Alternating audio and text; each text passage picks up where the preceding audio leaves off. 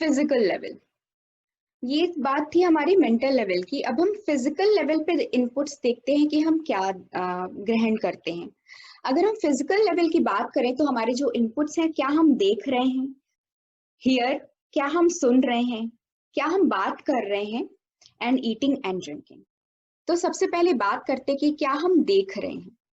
अगर हम बार बार नेगेटिव चीजें देख रहे हैं जिसका ओरिएंटेशन नेगेटिव है, तो हमारे अंदर जो इमोशंस डेवलप होंगे, जो फीलिंग्स होंगी, वो नेगेटिव होगी। तो सबसे पहले हमें ये खुद को चेक करना है कि क्या हम जो देख रहे हैं उसका ओरिएंटेशन कैसा है, उसका नेचर क्या है। क्या वो इंस्पिरेशनल है, क्या वो कॉमेडी है, या एजुकेशनल है, या लर्निंग है, कुछ भी पॉजिटिव। तो ज्यादा से ज्यादा हम पॉजिटिव चीजों को देखेंगे तो हमारे अंदर इमोशंस कैसे आएंगे, पॉजिटिव आएंगे। एंड हमने सबसे पहले कोट पढ़ा था, हैप्पीनेस इज एन इम्यूनिटी। अगले पॉइंट्स पे आते हैं, हियरिंग। हम बातें क्या कर रहे हैं, हम क्या सुन रहे हैं। अगर हम कोई पॉजिटिव म्यूजिक सुन रहे हैं, कोई सूथिंग म्यूजिक सुन रहे हैं, तो उसका इफेक्ट डिफरेंट होता है। वहीं पे अगर हम कुछ बहुत ही वायलेंट सा ऑडियो सुन रहे हैं या देख रहे हैं, तो हमारे अंदर भाव कैसे आते हैं, नेगेटिव ही आएंगे ऑफ कोर्स। या हम कुछ ऑडियो बुक सुन रहे हैं, तो उसमें हम क्या सुन रहे हैं, उसका ओरिएंटेशन क्या है। तो हमें बात यहाँ पे सिर्फ इतनी सी ध्यान रखनी है कि जो भी हम देख रहे हैं, सुन रहे हैं, या जिनके बारे में बातें कर रहे हैं, उनका ओरिएंटेशन पॉजिटिव होना चाहिए। पॉजिटिव होगा तो उसका इफेक्ट हमारे ऊपर पॉजिटिव होगा, और हमारे थॉट्स कैसे जनरेट होंगे, हैप्पी होंगे। हम बात भी करते हैं, आज अभी तो लॉकडाउन पीरियड चल रहा है, हम बात भी करते हैं तो सबसे पहले क्या डिस्कस करते हैं, कोरोना वायरस के बारे में। कि अच्छा काउंट क्या चल रहा है, हमारी सोसाइटी के आसपास कितने लोगों को अफेक्ट किया। ये बातें हम बाद में भी कर सकते हैं। पहले हम कुछ पॉजिटिव थॉट्स से अपनी कन्वर्सेशन शुरू करते हैं। उसके बाद जस्ट अवेयरनेस के लिए, हाँ, हमारी सराउंडिंग्स में क्या हो रहा है ये जानना भी बहुत जरूरी है। तो पहले आप अपनी जो कन्वर्सेशन है उसका जो बेस है वो एक पॉजिटिव रखिए। उसके बाद later on just for awareness sake हम उसके बारे में डिस्कस कर सकते हैं या नहीं भी कर सकते हैं। क्योंकि जो फियरफुल टॉक्स होंगी वो हमारी इम्यूनिटी को एकदम से डिक्रीज कर देंगी। तो हमें अपनी इम्यूनिटी बढ़ानी है, बढ़ा के रखनी है। इसके लिए हमें फियरफुल और नेगेटिव टॉक्स एंड थॉट्स से दूर रहना है। और एक रिसर्च में पाया गया है, ये एक छोटा सा एक्सपेरिमेंट आप भी कर सकते हैं, अपने घर वालों को भी शेयर करिएगा जरूर, कि नेक्स्ट आपको जो भी फिजिकल एलिमेंट हो, छोटा से छोटा, फॉर से सर दर्द हो रहा है, या हल्का सा बुखार है, या बॉडी एक है, इमीडिएटली आप एक थॉट जनरेट करिएगा अपने पास से, जब आप बहुत खुश थे, जब आप जॉयफुल स्टेट में थे, जब आप लविंग स्टेट में थे। से आप अपने किसी रिलेटिव के मैरिज में गए, वहां पे आपने डांस किया, लोगों से मिले, खाना खाया, तो आप उसके बारे में कंटिन्यूअस सोचेंगे तो आपके जो थॉट्स होंगे, जो मेमोरी जनरेट होगी, वो पॉजिटिव और हैप्पी होगी। और एक रिसर्च में पाया गया है कि हमारी इम्यूनिटी सबसे हाईएस्ट तब होती है जब हमारी जो एनर्जी होती है, जो हमारी प्राण शक्ति होती है, वो सबसे मैक्सिमम तब होती है जब हम जॉयफुल और लविंग स्टेट में होते हैं। तो आप ये छोटा सा एक्सपेरिमेंट खुद करके देखिएगा और आप पाएंगे कि एकदम से आपका जो बॉडी है वो माइंड में, क्योंकि आपके थॉट्स कैसे चल रहे हैं, जॉयफुल एंड लवी, तो बॉडी जो है इमीडिएटली फॉलो करने लगती है माइंड को। अब आपका माइंड आपको इंस्ट्रक्ट कर रहा है कि सेलिब्रेशन चल रहा है, तो एकदम से आपकी इम्यूनिटी बढ़ जाएगी और आप बेटर फील करने लगेंगे। ये करके देखिएगा। And before we move on to the next slide, जो वर्ड्स होते हैं वो हमारी रियलिटी बन जाते हैं। तो बहुत अक्सर आपने सुना होगा, बड़े लोग कहते हैं ध्यान दो ध्यान दो। तो आज से हम जो वर्ड्स बोल रहे हैं, जिन शब्दों का चुनाव कर रहे हैं अपनी भाषा में, उस पर थोड़ा सा ध्यान रखें कि उनकी जो ओरिएंटेशन है वो पॉजिटिव रहे। Next come to the most interesting topic, eating. जैसा खाएं अन्न वैसा बने मन। जो हमारी ईटिंग हैबिट है, अगर हम उसकी बात करें, कि आपकी जो हेल्थ है, that is govern by 70% bye diet and 30% exercise and activity. तो यहाँ पे जो गुड न्यूज है वो ये 70% है कि अगर हमने ये 70% को कंट्रोल कर लिया, 30% ये ऑटोमेटिकली अलाइन हो जाएगा। क्योंकि अभी हम सबके साथ ये इशू है कि हमारे पास टाइम नहीं होता, तो ऑटोमेटिकली हमें सबसे पहले फोकस जो करना है वो डाइट पे करना है। तो आज ये 30% एक्सरसाइज और एक्टिविटी पे मैं ज्यादा कवर नहीं करूंगी, will focus our attention only on this 70% diet. अब हम डाइट की बात करें तो इसमें एक छोटा सा प्रिंसिपल है 70-30 प्रिंसिपल। अभी 70-30 प्रिंसिपल क्या है? 70% ऑफ आवर डाइट मीन्स आपकी जो मेजर मील्स होंगी, ब्रेकफास्ट, लंच एंड डिनर, इनका जो मतलब पूरा एक कॉम्पोजिशन होना चाहिए, ये 70% fruits, fresh fruits and vegetables होना चाहिए, क्योंकि उसमें मैक्सिमम वाटर कंटेंट होता है। अब हम बचपन से पढ़ते आए हैं कि हमारी जो ह्यूमन बॉडी है is consist of 75% of water. तो हमारा जो डाइट है वो भी उसी प्रोपोर्शन में होना चाहिए। रेस्ट 30% में क्या आता है? ग्रेन्स, गेहूं, चावल, डेयरी प्रोडक्ट्स, मिल्क, पनीर, चीज, बटर, नट्स, काजू किशमिश, पल्सेस, दालें हो गई इसमें, राजमा, छोले, चने, हर प्रकार की दालें, and eggs and other nonveg. अगर हम ये बेसिक जो 70-30 प्रिंसिपल फॉलो करके हम डाइट कंज्यूम करेंगे तो हमारी इम्यूनिटी बहुत ज्यादा अच्छी रहेगी। क्यों? क्योंकि हमारा डाइजेस्टिव सिस्टम है वो इसी तरह बना हुआ है, क्योंकि हमारे शरीर की कॉम्पोजिशन भी ऐसे ही है, 70% लिक्विड एंड 30% सॉलिड। अब हम बात करते हैं जो हमारी फूड की प्रोसेसिंग होती है, क्योंकि ईटिंग सिर्फ खाने तक सीमित नहीं है, it's a complete science in itself. तो मैंने यहाँ पे मेजरली जो बेसिक पोर्शन है उनको टच किया है। आगे आने वाले सेशन में कभी मौका लगा तो हम उसकी डिटेलिंग पे जा सकते हैं। Now we will talk about processing of food. Best food जो होता है वो रॉ फॉर्म में होता है। जैसे कि अगर हम फ्रूट्स की बात करें तो केला हो गया, संतरा हो गया, जो नेचुरल में वो जिस फॉर्म में एग्जिस्ट करता है उस फॉर्म में अगर हम उस फूड को ग्रहण करते हैं तो हमारी बॉडी को मैक्सिमम न्यूट्रिएंट्स मिलते हैं। और ये जरूरी नहीं है कि जो हम खा रहे हैं वो बहुत एक्सपेंसिव हो। इसके लिए एक बहुत ही प्यारी सी सेइंग है, grown in region and available in the season. जो सीजन में अवेलेबल है और आपके आसपास बोया जा रहा है आप वही खाइए, क्योंकि वो हमारी बॉडी के लिए भी अच्छा और हमारी मतलब चीप और बेस्ट है। हम वहाँ का लोकल एग्रीकल्चर भी प्रमोट कर रहे हैं तो हमारी सोसाइटी के लिए भी अच्छा है। अब हम कुकिंग की जब बात करते हैं तो इसमें एक बेसिक सा प्रिंसिपल है कि जो भी हमें खाना पकाना है वो सिर्फ एक बार पका होना चाहिए। जो हमारा खाना है वो एक बार अग्नि पे लग गया, आपने उसमें अग्नि में पका लिया, तो उसको दोबारा हम नहीं पकाएंगे।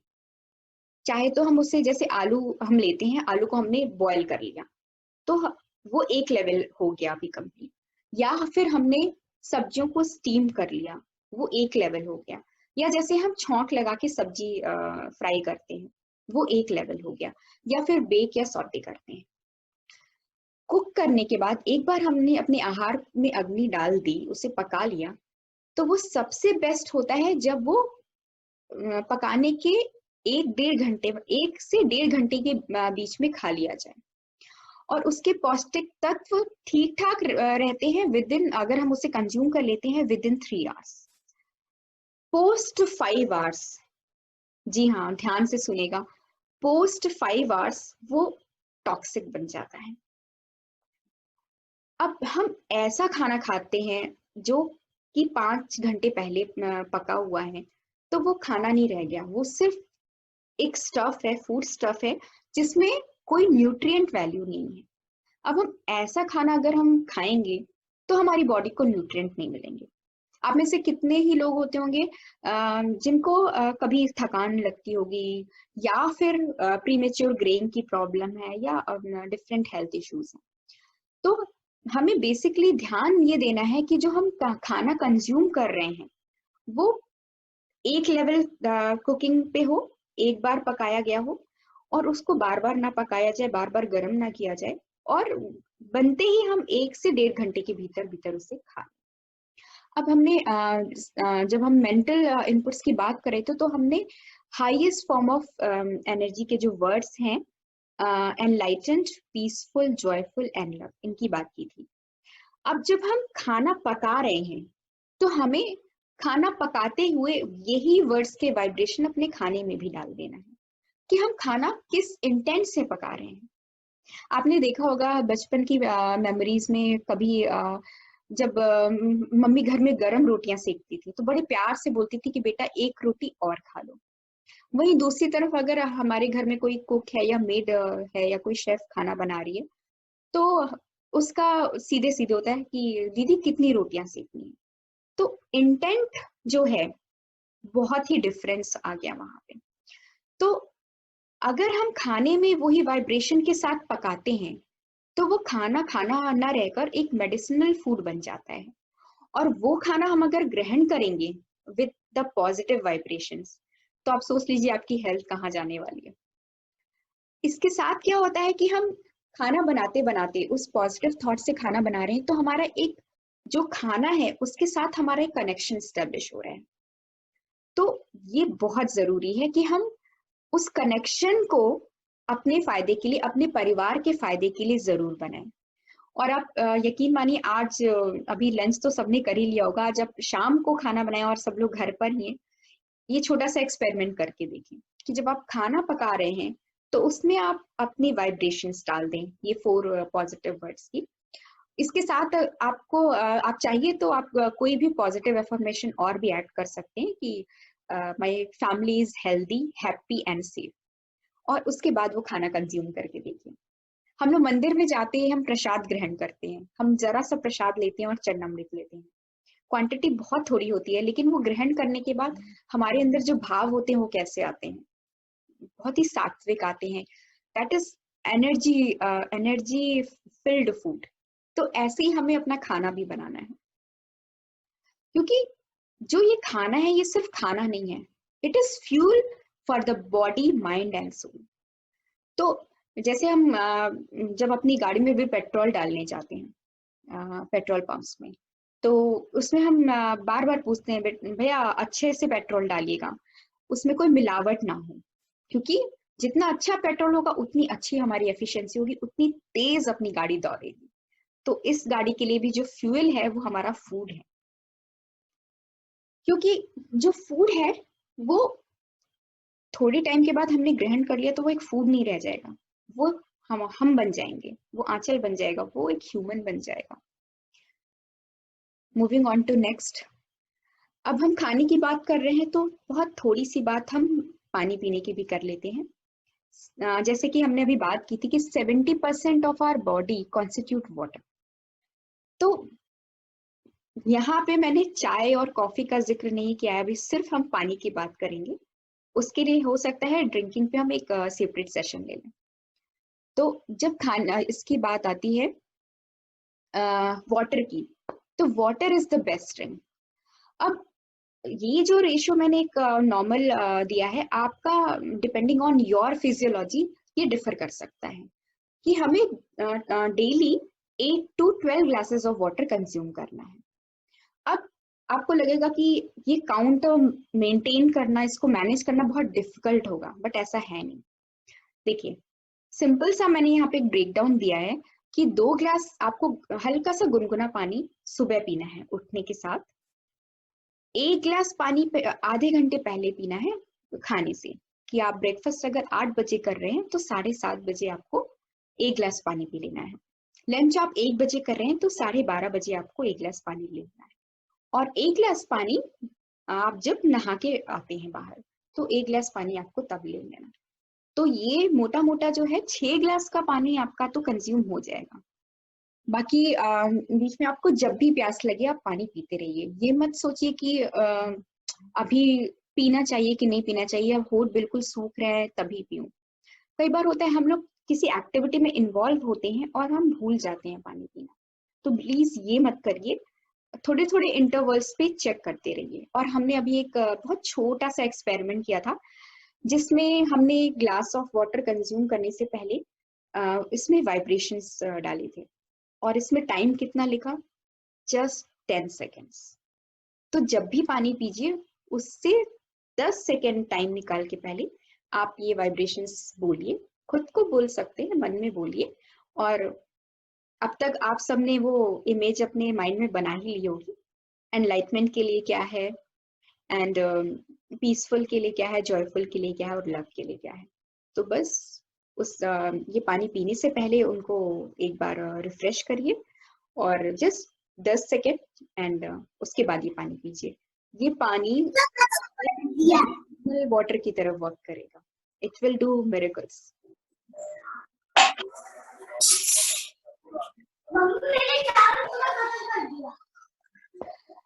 अब बात करते हैं आउटसाइड फूड की। अब कई बार होता है कि हमारे पास ये संभव नहीं होता कि हम खाना घर पे हर बार, अगर हम ऑफिस में हैं या हम ट्रेवल कर रहे हैं तो हम खाना, हमें बाहर का खाना लेना ही पड़ता है। लेकिन कोशिश करिए कि जो आउटसाइड फूड है, जो बाहर का खाना है, उसे अवॉइड करिए जितना संभव हो सके, क्योंकि उसके साथ प्रॉब्लम क्या है, हमें ये नहीं पता कि वो कब पकाया गया है। अब वो कब पकाया गया, उसमें न्यूट्रिएंट कंटेंट्स क्या है, वो कितनी हाइजीन से बनाया हो गया है, हमें ये भी नहीं पता, कितनी बार उसे रीहीट किया गया होगा, कब पकाया गया होगा, वी आर नॉट श्योर। और जो पका रहा था उसके वाइब्रेशंस कैसे हैं, वो क्या सोच रहा था उस समय। ऑफ कोर्स जो अगर हम एक फैमिली मेंबर पका रहा है, वो जो उसमें पॉजिटिव वाइब्रेशंस डालेगा, we can not be sure जो खाना बाहर पका हुआ है। लेकिन इसमें what best we can do कि वो खाना कंज्यूम करने से पहले हम उसमें अपने वाइब्रेशंस डाल देंगे कि थाली सामने है या जो भी बाहर का खाना है, just 10 seconds will add positive vibrations to the food and then consume it. And जो 4 energy words हैं, enlightenment, peaceful, joyful and love, just 10 seconds को invest करना है and thank you कहना है उस खाने के लिए कि भगवान ने हमें वो खाना दिया। अगर हम देखें तो we are in a sense lucky. आज कितने लोग होंगे जिन्होंने आज का लंच नहीं किया होगा, तो just another 2 seconds for giving thanks for the food and we can have it. अब हम बात करते हैं पैक्ड फूड्स की। पैक्ड फूड्स, अब आपको मैंने जो बेसिक इक्वेशंस थी उसके बारे में बता ही दिया था कि जो खाना घर पे पका होता है उसको 1 से 1.5 घंटे के बीच में हमें कंज्यूम कर लेना चाहिए। अब जो पैक्ड फूड्स है, आपको क्या लगता है उसमें कितने न्यूट्रिएंट्स होंगे ना, एंड टॉक्सिक फूड है वो, बेसिकली फूड है बट विथ टॉक्सिन्स। तो ऐसा खाना अगर हम पैक्ड फूड बार बार खाते हैं, ऐसे बिस्किट नमकीन हम खाते हैं, आप कहेंगे ये तो सभी लोग करते हैं, हम किसी के घर जाते हैं तो हमें नमकीन बिस्किट ही सर्व किया जाता है, हमारे घर कोई आता है तो हम भी उसको यही सर्व करते हैं।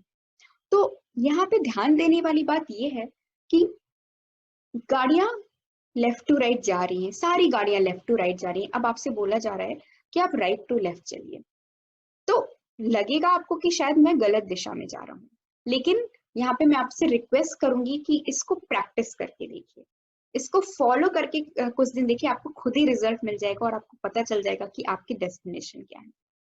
नेक्स्ट हम बात करते हैं रेफ्रिजरेटेड कुक्ड फूड की। अक्सर हम घर में खाना बनाते हैं, जो लेफ्ट ओवर होता है वो हम फ्रिज में किसी कंटेनर में रख देते हैं कि हम उसको शाम को गर्म करके खा लेंगे। Refrigerated cooked food is equivalent to packed food, क्योंकि खाना 1 से 1.5 घंटे के बाद उसमें जो न्यूट्रिएंट वैल्यूज होती हैं वो डिप्लीट करने लगती हैं, और 5 घंटे के बाद वो सारी न्यूट्रिएंट वैल्यू टॉक्सिक हो जाती है। तो हमें कोशिश करनी है कि हम रेफ्रिजरेटेड कुक्ड फूड कम से कम इस्तेमाल करें।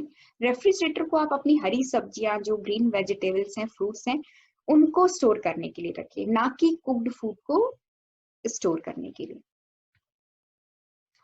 अब हम बात करें डाइजेस्टिव विंडो की, तो हमारी जो डाइजेस्टिव विंडो होती है, जो हमारी जो पाचन शक्ति होती है, वो सबसे मैक्सिमम होती है सुबह 8 बजे से शाम 4 बजे। अब हम अगर अपनी लाइफस्टाइल को देखें तो हमारा ब्रेकफास्ट बहुत कम हम खाते हैं, लंच ज्यादा, और हमारा जो डिनर होता है दिन का वो सबसे हैवीएस्ट मील होता है, जो कि 4 बजे के बाद ही होता है। अब ये ऐसा हो गया कि हम ऑफिस से निकलने वाले थे और तभी हमें एक इतनी मोटी सी फाइल लाके दे दी गई कि अब आप इसको फिनिश करिए। And beauty of our digestive system is that कि वो कभी रिजेक्ट नहीं करता है। वो सीधे उसको डाइजेस्ट करने में जुट जाता है। अब होता क्या है कि जो उसका जो डाइजेस्टिव विंडो है हमारी, उस समय वो डिप्लीट हो चुकी है, बिल्कुल वैसे ही जैसे हम शाम को 5:30 बिल्कुल थके होते हैं और उस समय हमें कोई हैवी सी फाइल दे दे, तो हमारा रिस्पॉन्स क्या होगा, हमारा आउटपुट कैसा होगा। अब एक छोटी सी बात कर लेते हैं, very brief, how to eat. अक्सर आजकल एक ट्रेंड है कि सब लोग टीवी के सामने या हाथ में मोबाइल होता है या कोई बुक होती है, हम उसके सामने बैठ के खाना खाते हैं। नहीं, ये बिल्कुल मत करिए। जहां तक संभव हो सके अपनी फैमिली के साथ बैठ के खाना खाइए साथ में, because a family that eats together stage together. और खाना खाने से पहले फिर आपको उस फूड में अपनी वाइब्रेशंस डालनी है। The 4 energy words: enlightenment, peaceful, joyful and love, just for the 10 second. और फिर खाना खा के देखिए। तो हम जब साथ में खाना खाएंगे तो उससे क्या होगा कि हमारी जो फैमिली की बॉन्डिंग है वो बहुत स्ट्रांग होगी। We will feel happier and joyful. और हैप्पी और जॉयफुल स्टेट में जो हम खाना खाएंगे वो सिर्फ एक खाना नहीं, एक मेडिसिनल फूड बन जाएगा। और ऐसा खाना जब हमारी बॉडी में जाएगा तो मैक्सिमम न्यूट्रिएंट्स एब्सॉर्ब करेगा। अब खाते खाते हमें क्या ध्यान देना है कि जो पोर्शन ऑफ फूड है, क्वांटिटी कितनी होनी चाहिए। यहाँ पे हमने क्वालिटी की बात करी, अब हम यहाँ पे क्वांटिटी। इससे पहले एक छोटा सा टिप कि आपको जो खाना एक और लेना है उसको कम से कम 32 बार चबाना है। अब इसको आपको न्यूमेरिकली काउंट नहीं करना है, कहने का मतलब ये है कि उसको आपको इतना चबाना है, इतना चबाना है कि वो सॉलिड ना रह के एक लिक्विड फॉर्म में बन जाए। अच्छे से चबाइए। इट्स लाइक आपको अगर कोई फाइल दे दी गई और डी ने अच्छे से काम किया है उसके ऊपर, तो जब ऐसा खाना हमारे डाइजेशन में, हमें स्टमक में जाएगा तो वो इजीली डाइजेस्ट होगा। डी ने अपना काम अच्छे से कर दिया तो चेकिंग स्टेज पे हमारा लोड कम हो गया और वो खाना अच्छे से ऑब्जर्व होगा। अगर हम अपनी स्टमक की बात करें तो वहाँ बहुत सारे हम कह सकते हैं कि थ्रेड्स होते हैं, और जो भी हम फूड कंज्यूम करते हैं वो फूड उस पर स्प्रेड हो जाता है। तो हमने अगर जितनी अच्छे से चबाया हुआ है तो हमने बेसिकली चबाने के साथ क्या किया, उस फूड का सरफेस एरिया बढ़ा दिया है। ऐसा ऐसा फूड हमारी जब स्टमक में जाता है तो वो जो थ्रेड्स होते हैं स्टमक में उसको इजीली एब्सॉर्ब करते हैं। तो कोशिश करिए जहां तक हो अच्छे से चबा के खाइए। इसके 2 फायदे हैं। सबसे पहला कि आपका डाइजेशन बहुत अच्छा रहेगा, आपको कभी भी कॉन्स्टिपेशन, स्टमक एक ऐसी प्रॉब्लम आएगी नहीं। एंड सेकेंड जो सबसे अच्छा आपको इसका फायदा मिलेगा कि आप देखेंगे कि आपकी जो डाइट है वो एकदम से स्लाइटली कम हो गई, और जहां आप पहले 3-4 रोटी खाते थे और आपको एक वो सेटिस्फेक्शन नहीं आता था, अब वो शायद आप 2 रोटी ही कंज्यूम करेंगे तो आपको वो सेटिस्फेक्शन आने लगे। अब हम पोर्शन की बात करें कि पोर्शन ऑफ फूड को रेगुलेट करना बहुत जरूरी है, क्योंकि excess of anything is bad. अगर आप बहुत अच्छा खाना भी ज्यादा खा रहे हैं, ज्यादा क्वांटिटी है, तो वो हमारे डाइजेस्टिव सिस्टम पे एक ओवरलोड होगा। यहाँ पे इस डायग्राम की हेल्प से हमने कोशिश की है, जो हमारा स्टमक होता है वो हमारे पाम इतना बड़ा ही होता है, तो हमें इतना ही खाना लेना है जो हमारे पाम में आ जाए। फॉर एग्जाम्पल एक पिक्टोरियल रिप्रेजेंटेशन है कि एक अगर हमने कुछ कार्ब लिया है तो हमारे ये इतनी मुट्ठी भर इतना ही होना चाहिए। अभी के लिए आप कोशिश करिए कि क्वांटिटी को वैसे रेगुलेट करिए, keeping in mind the 70-30 ratio. अब 70-30 रेशियो को मैं यहाँ पे थोड़ा सा इलेबरेट करना चाहूंगी। फर्स्ट करिए आप इसको हम एक अपनी खाने की टेबल पे इलैबोरेट करते हैं। तो अगर हमने एक रोटी रखी हुई है, that is grain, that is solid, तो उसका 70 टाइम्स हमारे पास क्या होना चाहिए, फ्रूट्स एंड वेजिटेबल होना चाहिए। यानी कि एक रोटी कंज्यूम करने के लिए कम से कम 3 कटोरी सब्जी होनी चाहिए। अब ये तो हम ऐसा थोड़ा सा हमें अजीब लगेगा क्योंकि अभी नया नया है। तो हम क्या कर सकते हैं, एक तो सब्जी की क्वांटिटी जो है उसको हम डिवाइड कर देंगे। डिवाइड इन द सेंस, जो हम आटा मारेंगे उसमें हम थोड़ी सी वेजिटेबल ऐड कर देंगे, जैसे पिसा हुआ पालक या चुकंदर या गाजर। तो इसमें आपने पोर्शन ऑफ ग्रेन था उसको रिप्लेस कर दिया वेजिटेबल्स। तो इस तरह से आप छोटे छोटे मॉडिफिकेशन बना सकते हैं। फॉर एग्जाम्पल, तो अगर आप पोहा बना रहे हैं, पोहे में आपने सब्जी ज्यादा डाल दी इंस्टेड ऑफ जो चूड़ा है, तो इसकी जो कंसिस्टेंसी होगी वो 70-30 रेशियो में ही मेंटेन रहेगी। और पोषण के लिए हमारा एक कि हमारी सब्जी में जितना आ जाए बस उतना ही। अब हम आते हैं अपनी ब्रेकफास्ट, लंच और डिनर। अगर हम ब्रेकफास्ट का पोर्शन देखें और लंच का और डिनर, तो ये हमारा जो फूड पिरामिड है ये उल्टा है, रिवर्स है। It's like which can spin very. तो हमारा जो portion of breakfast, lunch and dinner है इसी अनुपात का होना चाहिए। लेकिन अक्सर हम क्या करते हैं, हम इन्वर्टेड ट्रायंगल के फॉर्म में खाते हैं कि ब्रेकफास्ट थोड़ा, लंच उससे ज्यादा and dinner is our healthiest meal. तो इसको थोड़ा सा रेगुलेट करिए। अब हम खाने की बात कर रहे थे, खाने की बात हम करें और हम फास्टिंग की बात ना करें, अब ये दोनों बहुत ही विरोधाभास होगा, फास्टिंग एंड ईटिंग। अब फास्टिंग हमारे लिए क्यों जरूरी है, यहाँ पे मैं एक बहुत छोटा सा इंट्रोडक्शन दूंगी इंटरमिटेंट फास्टिंग का।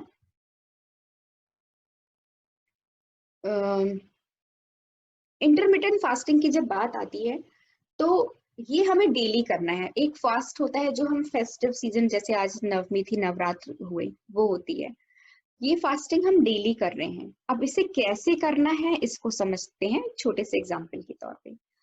आपके दिन के 24 घंटे होते हैं, उस विंडो में हमने 16 घंटे फास्टिंग किया और 8 घंटे फीस्टिंग यानी कि खाया।